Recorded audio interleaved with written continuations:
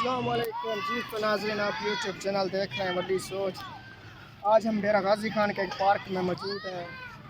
माशाल्लाह बहुत ही खूबसूरत पार्क है, लेकिन इसमें जो लोग आते हैं खाना वगैरह कुछ चीज़ खाते हैं तो सामान जो फेंक जाते हैं, ये पार्क को गंदा कर रहे हैं। तो इसके लिए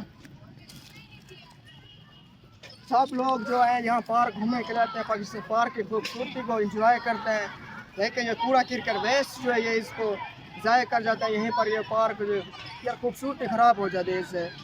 अगर आप कोई इंसान आप जो पार्क में आते हैं विज़िट करने के लिए, तो आप ये जो कूड़ा किरकट देखें अगर आपके रास्ते में है तो उसको लाजमी हटा दिया करें। इससे आपकी कोई इज़्ज़त में कमी नहीं आएगी। लिहाजा आप पाकिस्तान के होने का एक शहरी का सबूत अदा करेंगे, पाकिस्तान का एक शहरी होने का सबूत अदा करेंगे। तो माशाल्लाह मेरी आप सबसे यही तवक्को है कि आप ये पाकिस्तान के सफाई में अहम किरदार अदा करेंगे।